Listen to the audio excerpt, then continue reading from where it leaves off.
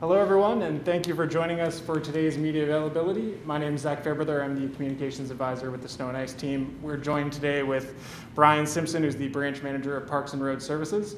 Brian will be giving an update about the citywide parking ban that was passed by Council earlier this morning, and then he'll open the floor to take your questions. If you could just keep your mics muted while Brian will speak, or until you're called upon, that would be great. Take away, Brian. Good morning, everyone. Thank you for attending this media availability. Today, we proposed and Council accepted a two-phase citywide parking ban starting this winter to improve snow cleaning. In previous years, our crews had to navigate around vehicles left on the street. They had to move slowly and ultimately ended up leaving behind windrows or snow piles. We've heard that residents want quicker service, clearer roads, especially in their neighborhoods. With a parking ban, we won't have the challenge and can blade from curb to curb, allowing for clearer roads that are easier and safer for all users on the mobility network. Improvements made to the snow and ice control program this year will lay the foundation for improving the way we move, play, and thrive during winter, bettering the lives for all in our winter city. To address this, we will be coming into residential areas more often to complete regular maintenance in addition to the parking bans we are discussing here today. Snow clearing is a shared responsibility.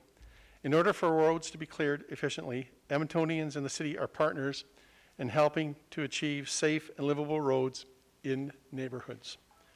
We bring the trucks and the expertise, we just need the residents to move their vehicles. As we discussed today, the ban will operate in two phases. During phase one, a parking prohibited along major routes, bus routes, and collector roads, which are roads marked with seasonal no parking signage, and within the city's business improvement areas, parking will be allowed in residential areas during this period, and in business parking lots and other roads once they have been cleared. After work is completed, the ban would enter phase two. At this time, parking would be prohibited in the residential and industrial areas. Cars can park along roads cleared during phase one, in their driveways or garages, or on residential roads once they have been cleared of snow, and in surplus parking lots available in neighbors' property with the neighbor's permission. We'll not be calling a parking ban every time it snows. Only when major snowfalls are projected or conditions like ruts and slush require additional work. Based on previous winters, we expect we would call roughly 4 parking bans a season. Phase one is anticipated to last approximately 48 hours.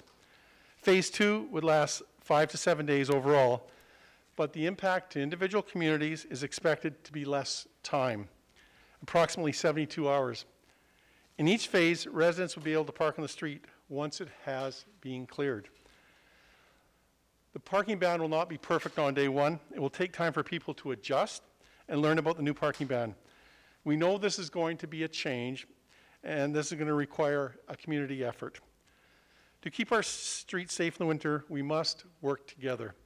Edmontonians play an important role in supporting city staff and contractors by moving their vehicles off the street during snowplow events. We know Edmontonians will have questions and challenges, and we will support them through the change. Effectively communicating these ban phases and duration is important. There will be signage in your neighborhood when the crews are scheduled to clear these roads. Edmontonians can also sign up for email alerts or use a new interactive map to see which phase of the road bans they belong to and to view their clearing status. We will leverage social media and the city's website, destination signs on buses, and digital traffic signs along major roadways to share parking ban information as well.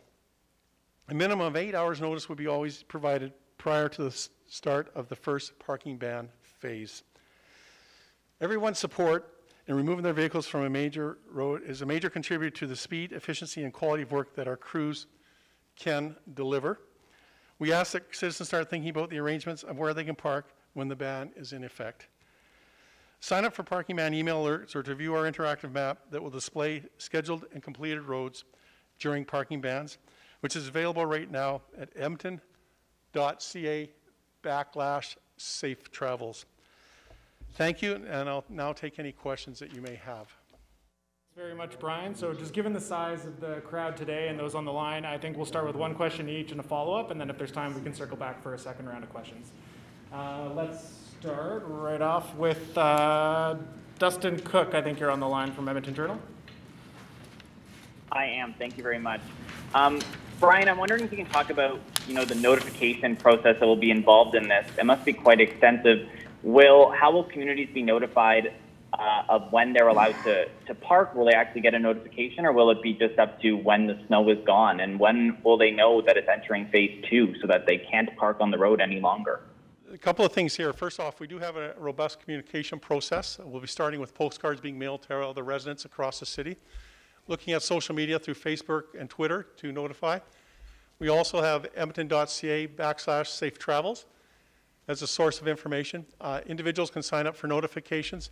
We'll look at media support in terms of announcing to the city. And specific to phase 2, when we go into residential areas, signs will be placed in those residential areas advising that we're coming. And that's when we'd ask that you move your vehicle at that time. Dustin, was there? I have a quick follow-up. Cool. Wondering about, the phase 1. Is this all non-residential roads, so all collector, all arterial roads would be involved in this parking ban for phase 1? Yeah, phase 1, that does arterial roads within BIAs and roads marked already with the seasonal parking ban that already exists today, and collector and bus routes.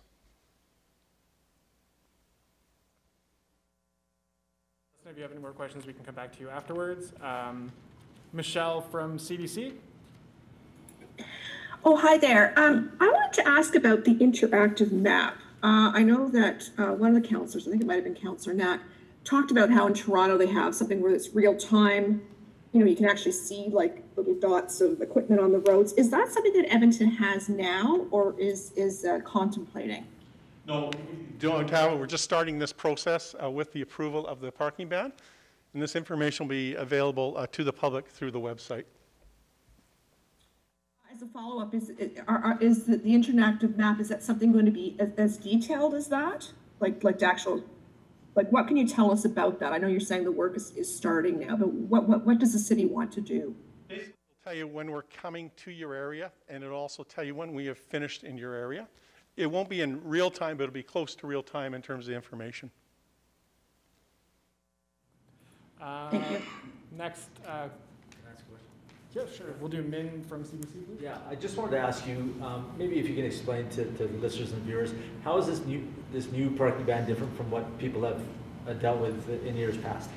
The big change here is that we will have a parking ban in residential areas.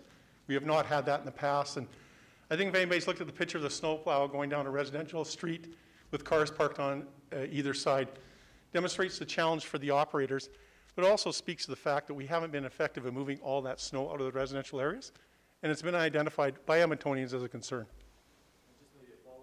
I know during the meeting there were some questions, I think Councillor McKean, some neighborhoods the density is quite high, and so in a place where there's a bunch of apartments, I mean, for people to move their cars, there may not be space for them to put them somewhere else, right? Absolutely. That's why we're having these communications early, recognizing that. And a big change with this process has been, too, the parking ban will be in effect, but once we've cleaned your road, you're more than welcome to go back and park, even though that parking ban is still in effect. So we've taken into consideration these pieces, and we know this is going to take a little bit of time because there's a major change to the residential piece. But working together, I think we can get to a solution. And there will be some individual situations that may require some finesse, a different approach, but we're willing to work with that. Chris from Global. Can you talk a bit more about our comment on kind of the need and the why undertaking such a big thing right now at this time? Well, this has been a conversation that's been happening in terms of our operations. It's been recognized that we operate big equipment, and operating in those residential areas has been a challenge.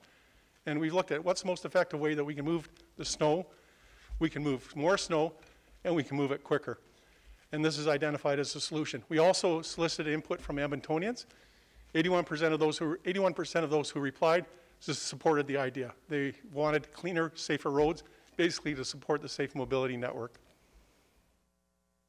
Did you have a follow-up? Nope. Great. And yes, Danielle from CBC. Do you know if there is a specific time, like how many days or things like that? Well, we anticipate potentially between 5 and 7 days for the overall program. Phase 1 probably potentially is 48 hours, but it depends on the environment that we find and what our experience is in terms of moving the snow. And then after that, there will be up to probably about 72 hours in the residential areas. But I'm generalizing right now because we have to have the lived experience first to see how this works. And once we have a better idea, we'll be communicating that with residents. Just one extra question. So hypothetically, say tomorrow or whenever, 2 weeks from now, there's a huge dump of snow, there's a foot of snow on the ground. What goes into effect for you guys? Well, first and foremost, we give 8 hours notice that the parking ban's coming. I think it's important to realize we're not doing this with every snow event. So on average in the city, it's about 4 times a year. So that's the first stage. But the first initial communication is, hey, we're putting a parking ban in place, and to give everybody forewarning, 8 hours minimum, and we'll take the necessary action after that. And communication throughout the process to keep everybody current. Gonna jump Hi, back. it's Dustin. I have one more, if that's okay. Yep, I was just about to call on you, Dustin. Fire away. Brian, does this mean that Edmontonians can expect snow clearing on the residential streets more than in years past? Well, more, but probably I would say more in terms of maintenance, because once we are able to take the snow down with those open lanes, we'll have less snow sitting on the streets. And secondly, regular maintenance will be easier. So that is the goal, that is the intent, and we'll see what we have happen operationally when we deliver this. Can I just ask a question? Was there, just one second, was there a follow-up from Dustin at all on that one? I'm okay, thank you. Okay, great. Yep, Chris. As it translates cost-wise, is the city, are we in a place to do this? Will this increase costs? No, actually, we will be within our budget, we project. A couple of things to consider is, right now, we have to move fairly slow through those residential areas. Not that we're going to be going faster, but we'll be more efficient in terms of being able to move the snow. And so it will, it's going to be a trade-off across that process. We'll have a better idea actually as we get through the year, but we will be within our budget. One second, just Danielle, did you have a second question? In terms of fees, it will be how much for the citizen that won't be able to overcome like that? Well, if your stays on the road, there is an enforcement process. One can be a ticket, is a $100 fine. That's what's already exists, so that's not changing. The other piece, potentially your vehicle could be towed. I'm assuming this system is in place elsewhere in other cities across the country? Or? Absolutely. There's different jurisdictions that have different models. Depends on which city you look at, and that's one thing we did as an organization. Did that jurisdictional scan, got input in terms of the lived experience from other areas, and that's what's been applied to this process. Was there anything in particular that you guys saw where it worked, or where the model kind of? No, it's just a combination of ideas that came together for this result for our particular community. From CBC, did you have a second round of questions? No, no, I'm good, thank you. Does everyone's good? All right. Sorry, I just got here a little late. Just your first and last name and a correct spelling and a title, please. You bet. Simpson, B-R-I-A-N, Simpson, S-I-M-P-S-O-N, branch managers for parks and roads for the city of Edmonton. Joining us today, really appreciate it. If there's anything else, just shoot me an email. Happy to get back to you with whatever information you need. Appreciate your time.